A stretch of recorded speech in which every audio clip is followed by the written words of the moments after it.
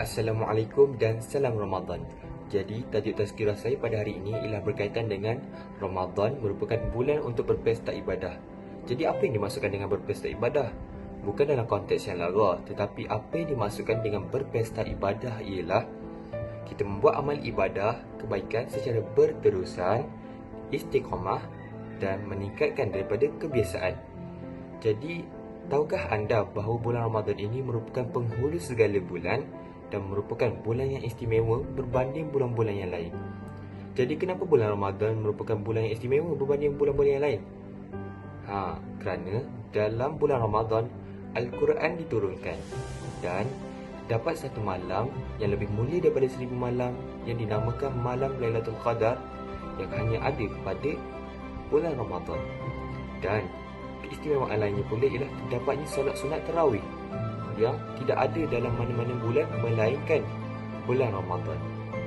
Dan keistimewaan bulan Ramadan juga dalam hadis Nabi riwayat Bukhari dan Muslim, bila tibanya bulan Ramadan, maka kesemua pintu-pintu syurga dibuka seluas-luasnya dan pintu neraka ditutup serapat-rapatnya dan syaitan dibelenggu. Dan inilah keistimewaan yang berada di bulan Ramadan. Merupakan bulan untuk kita berpesta, untuk membuat ibadah, untuk memperbanyakkan lagi ibadah daripada bulan-bulan yang sebelum ini. Kerana kurangnya halangan kita untuk membuat ibadah, kurangnya gangguan untuk kita membuat ibadah. Jadi saya akan kongsikan kepada anda semua apakah perkara yang dapat kita lakukan suatu bulan Ramadan. Jadi, yang pertama, membaca Al-Quran di bulan Ramadan. Jadi, apa yang istimewanya membaca Al-Quran di dalam bulan Ramadan? Kerana dalam bulan Ramadan, Al-Quran diturunkan. Dan kita lihat dalam hadis Nabi, kata Abdullah ibn Mas'ud daripada Rasulullah SAW, siapa sahaja yang membaca satu huruf daripada kitab Allah Al-Quran akan mendapat satu kebaikan, sedangkan satu kebaikan akan dilipatkan kepada 10 semisalnya. Aku tidak mengatakan alif lam mim satu huruf, akan tetapi alif satu huruf, lam satu huruf, mim satu huruf. Riwayat At-Tirmizi. Banyak kan? Cuba bayangkan, dalam satu page Al-Quran terdapat beratus huruf dan setiap huruf itu dilipat kali gandakan pahalanya. Cuba bayangkan betapa untungnya kita mendapat ganjaran sekiranya kita membaca Al-Quran di bulan Ramadan.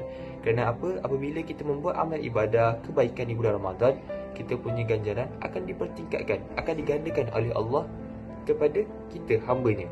Jadi jangan lepaskan peluang. Cuba habiskan dalam masa satu bulan ini 30 juzuk. Tak menjadi masalah kerana kita berada di rumah waktu PKP.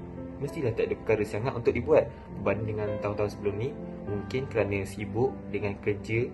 Tapi apa salahnya jikalau kita diberi kesempatan seperti ini, cuba kita habiskan 30 juzuk. Kerana apa? Bayangkan, beratus-ratus ayat, beratus-ratus huruf dilipat kali gandakan ganjarannya. Tertingginya kita punya ganjaran. Jadi, jangan lepaskan peluang yang ada di depan mata ni. Cuba. Okey? Yang kedua, tahukah anda amalan bersedekah di bulan puasa begitu menguntungkan kepada mereka yang melakukannya?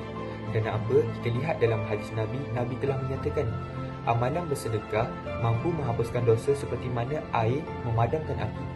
Wah, betapa hebatnya ganjaran yang Allah berikan kepada mereka yang bersedekah, mereka yang menghulurkan. Jadi bagaimana pula dengan mereka yang bersedekah di bulan Ramadan? Kita lihat lagi dalam hadis Nabi, Nabi telah menyatakan, sesiapa yang memberi makan kepada orang yang berpuasa, dia akan mendapat pahala yang sama dengan orang yang berpuasa dalam keadaan orang tersebut tidak berkurang pahala sedikit pun. Cuba bayangkan, kita hanya memberi makan kepada orang berpuasa tetapi kita dapat pahala yang sama seperti orang berpuasa. Jadi kita akan mendapat dua dalam satu. Kita berpuasa, kita memberi orang berpuasa makan, tetapi kita mendapat pahala orang berpuasa. Untungkan kepada mereka yang bersedekah. Cuba mengamalkan konsep satu hari satu ringgit ataupun tingkatkan nilainya. Jadi apabila cukup tempoh, anda hanya perlu menghulurkan jumlah yang anda kumpul, ataupun tidak. Dengan itu, anda boleh memasak makanan dan hulukan kepada jiran sebelah. Itu dikira bersedekah dan menepati ciri-ciri yang Nabi sebut dalam hadis beliau. Dan tidak lupa juga, jika tidak mampu sekalipun, apa salahnya dengan berdoa kepada orang lain, berdoa kebaikan kepada orang lain. Itu juga merupakan sedekah, sedekah yang orang lain tidak mengetahuinya. Betapa hebatnya kepada mereka-mereka yang mengamalkan sikap bersedekah dalam hidupnya. Dan apatah lagi kepada mereka yang mengamalkan apabila tibanya bulan Ramadan, setiap hari pasti akan bersedekah, pasti akan menghulurkan kepada mereka yang memerlukan. Jadi jangan lepaskannya. Seterusnya ialah berkaitan dengan doa. Jadi adakah anda tahu bulan Ramadan ni merupakan bulan tarbiyah? Ya, bulan yang mendidik.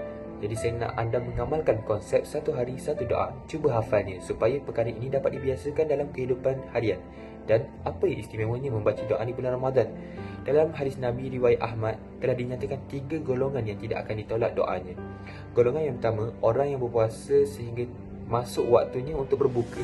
Dan golongan yang kedua ialah pemimpin yang adil. Dan yang ketiga ialah mereka yang dianiayai.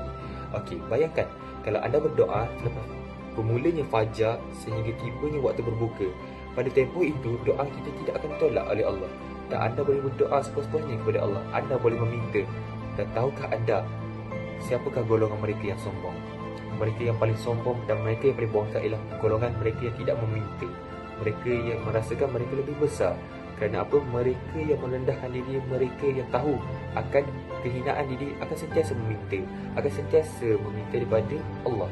Jadi sebab itulah mereka berdoa. Dan mereka yang sombong tidak akan mendapat apa-apa melainkan kerugian yang nyata. Okey, jadi saya harap anda dapat mengamalkan konsep-konsep yang saya berikan. Dan itu saja daripada saya. Dan apa yang saya kongsikan dapat anda amalkan dan kongsikan kepada orang lain supaya ia bermanfaat kepada kita, ummah dan agama. Dan sama-samalah kita mencari kelebihan di bulan Ramadan. Jangan kita sia-siakan, jangan kita habiskan masa dengan perkara yang tidak berfaedah. Sekian daripada saya, Syahid.